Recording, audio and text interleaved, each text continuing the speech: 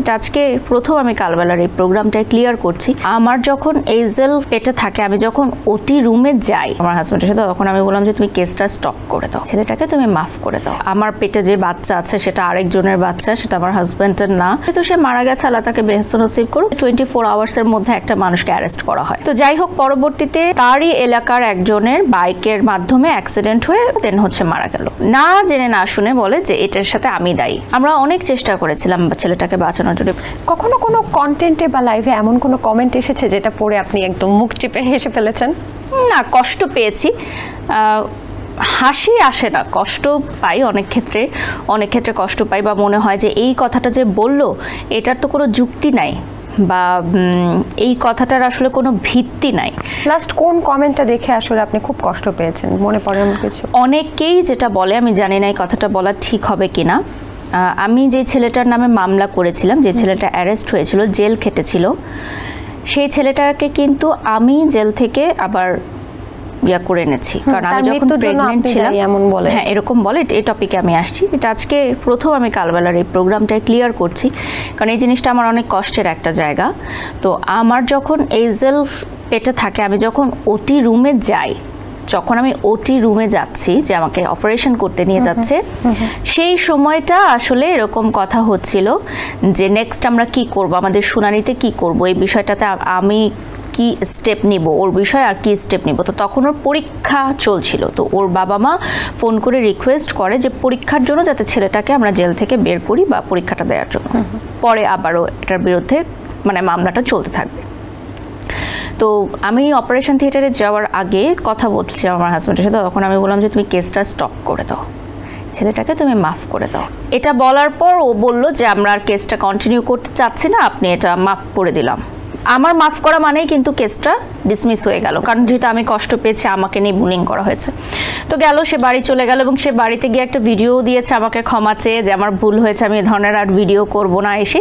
তো ওকে সব কিছু মিটমাট হয়ে গেল। তো ভিডিওটার টপিকটাকে একটু বলবেন, মানে কি ধরনের? আমার প্রেগন্যান্সি নিয়ে আমি কাজ করছি, আমার পেটে যে বাচ্চা আছে সেটা আরেকজনের বাচ্চা, সেটা আমার হাজব্যান্ডের না, আমাকে সেক্সুয়ালি হ্যারাসমেন্ট করা হয়েছিল, সেহেতু সে মারা গেছে, আল্লাহ তাকে বেহেশত নসিব করুক। এই বিষয়ে আমি আসলে কথা বলতে চাচ্ছি না। ওই ভিডিওটাও আছে, এবং কতটা পর্যায়ে গেলে 24 আওয়ার্সের মধ্যে একটা মানুষকে অ্যারেস্ট করা হয়, কতটা পর্যায়ে গেলে। এখন এটা তো রুলসের বাইরে, আপনি কাউকে অ্যারেস্ট করতে পারবেন না রুলসের বাইরে গিয়ে। আপনি লয়ের বাইরে গিয়ে কাউকে হুট করে আপনাকে অ্যারেস্ট করতে তো কেউ পারবে না।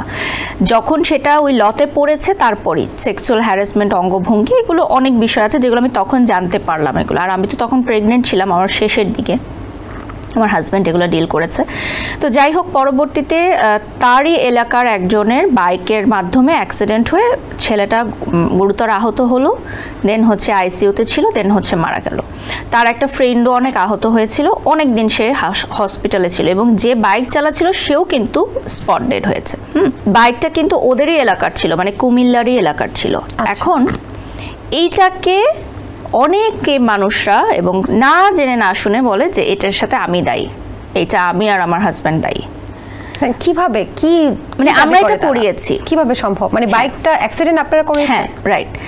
তো আমার কথা হচ্ছে, এটা নিয়ে কোনো তদন্ত হলো না, এটা নিয়ে কোনো বিচার হলো না, এটা নিয়ে কিছু হলো না। তার বাবা মা কি দাবি করেছে? না, তার বাবা মা এখন পর্যন্ত বলেন আমরা অনেক ভালো মানুষ, এবং আমার রেস্টুরেন্টে এসে তার নানা কিন্তু খেয়ে গেছে, আমার মুসাফির রেস্টুরেন্টে এসে সে খেয়ে গেছে।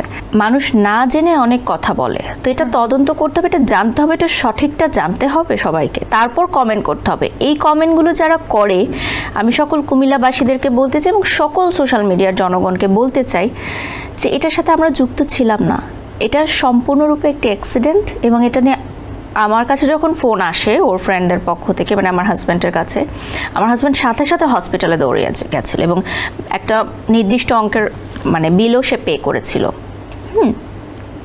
আইসিইউতে তো অনেক খরচ।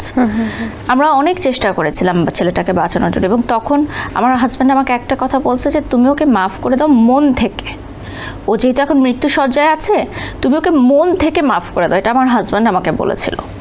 তাহলে সেই জায়গাটা থেকে এই কথাটা কিভাবে আসে আপনি বলেন? আপনি সামনাসামনি কখনো দেখেছেন ছেলেটাকে? না, আমার হাজব্যান্ড আমাকে দেখতে দেয়নি। যখন আমাকে ডাকা হয়েছিল অফিসে, যখন আইনি প্রক্রিয়া চললো জেলে যাওয়ার আগে, আমার হাজব্যান্ড গেছিল ও আমাকে স্ট্রিক্টলি না করেছে যে তুমি যাবে না, কারণ তুমি যেহেতু প্রেগনেন্ট তুমি যাবে না। আমার একদম গুজবাম্প হচ্ছে কথাটা শুনে। যাক, তিনি যেহেতু আমাদের পৃথিবীতে নেই, আল্লাহ তাআলা তাকে বেশ নসিব করুক বলে আমরা আশা করছি। এসএমসির ইমার্জেন্সি কন্ট্রাসেপটিভ পিল নোরেক্স ওয়ান অরক্ষিত মিলনের 72 ঘন্টার মধ্যে এর একটি মাত্র পিল আপনাকে করবে টেনশন ফ্রি। এসএমসির নোরেক্স ওয়ান, এক পিলের সমাধান।